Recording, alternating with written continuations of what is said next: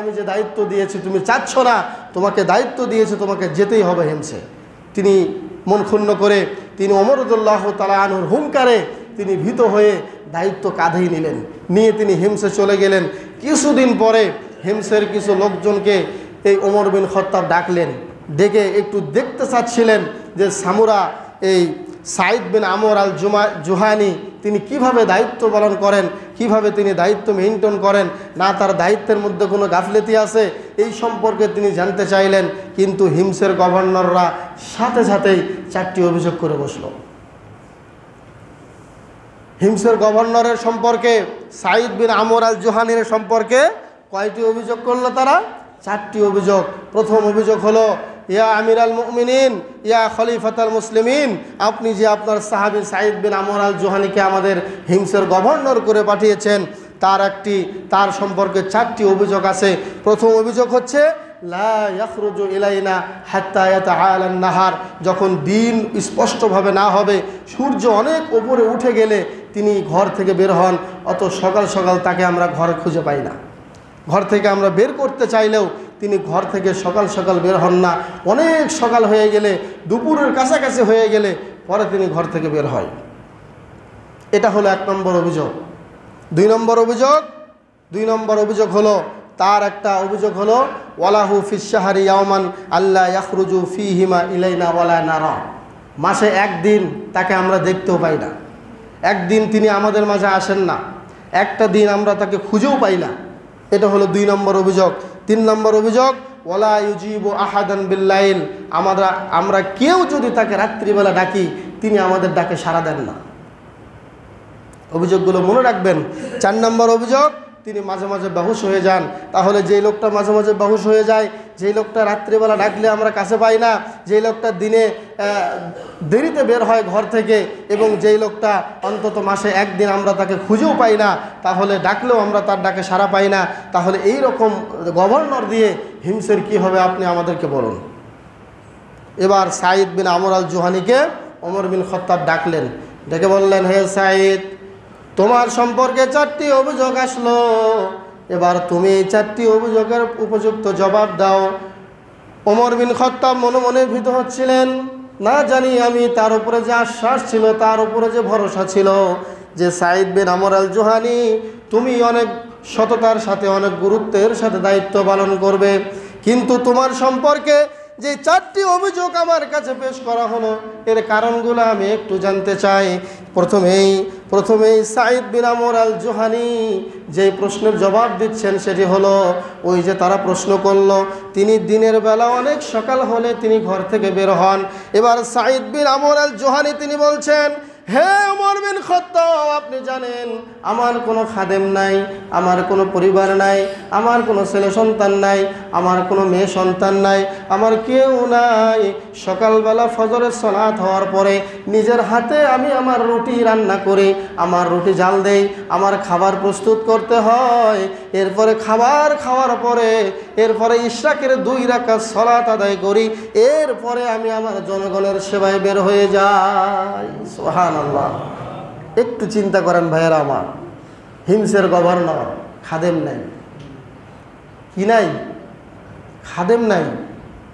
আর আজকালকের governor, মন্ত্রী, MP যারা, তাদের অবস্থা একটু তাকান তো, কি অবস্থায় আছে তারা। তাদের বাড়িঘর শুধু বাংলাদেশে নাই, তাদের বাড়িঘর সারা বাংলাদেশ জুড়ে 5-7টা 10টা বাড়িঘর। হিমসের গভর্নর, একজন খাদেম নাই, রুটি তাকে বানায় দেওয়ার মতো লোক নাই। ওমর রাদিয়াল্লাহু তাআলা আনহু এবার মাথাটা নিচের দিকে করলেন, বুঝতে পেরেছেন বাকি 3টার উত্তর কি আসবে, আবার বোঝা হয়ে গিয়েছে। 2 নম্বরে তোমার সম্পর্কে আপত্তি এসেছে, মাসের মধ্যে তুমি 1 দিন তোমার জনগণকে সময় দাও না, এর কারণ কি?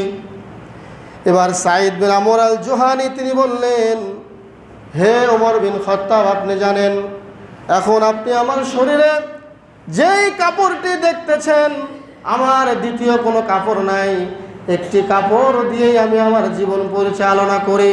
অতএব এই কাপড় যখন আমি সকালবেলা ধুয়ে দিই, ধুয়ে দেওয়ার পরে এই কাপড়টা যখন শুকায়, এরপরে আমি বের হই। আমি বস্ত্রহীন অবস্থায় জনগণের সামনে আসতে পারি না।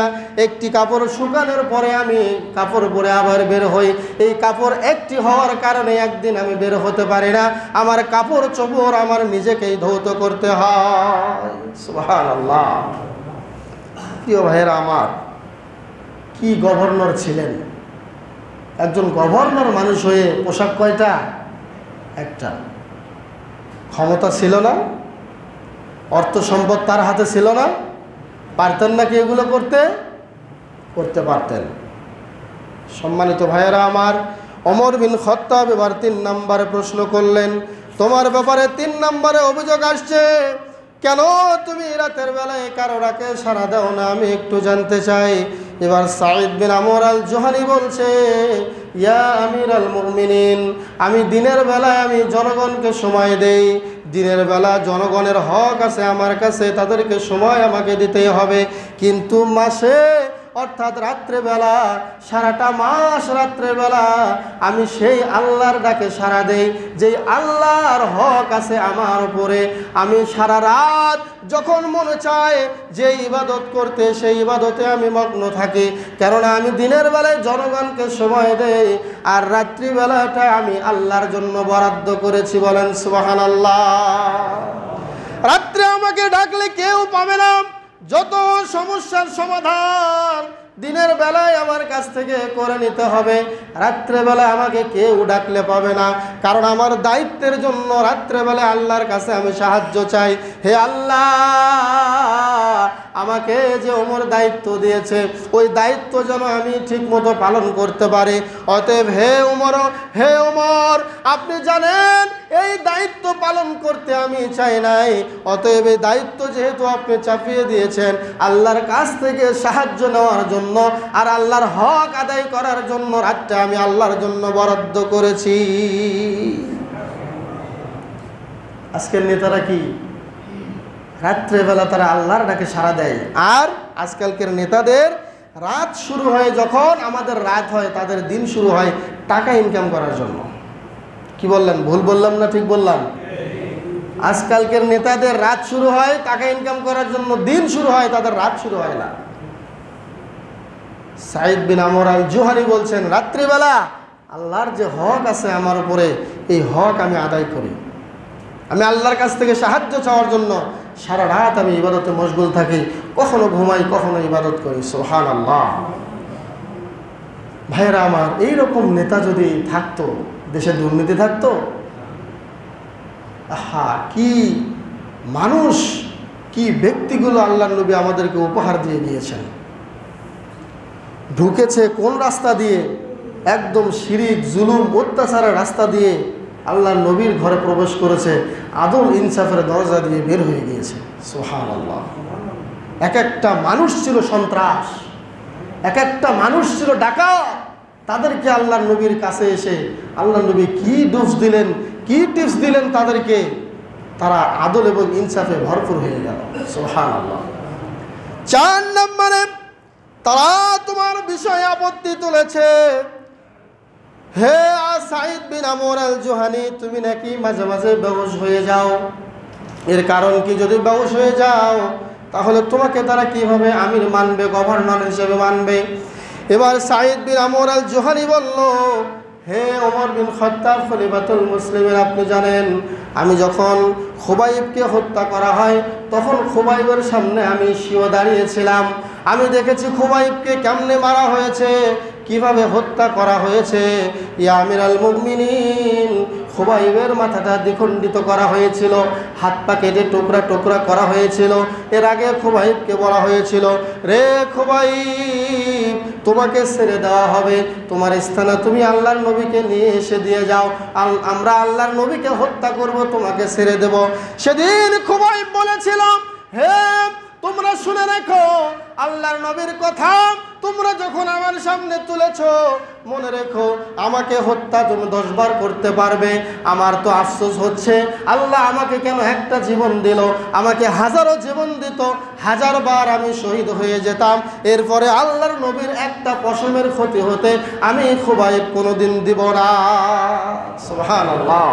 আমি খুবাইব হত্যা হয়ে যাব, নিহত হয়ে যাব, শহীদ হয়ে যাব, কোনো আপত্তি নাই, কিন্তু আল্লাহর নবীর একটা পশমের ক্ষতিও আমি হতে দেব না।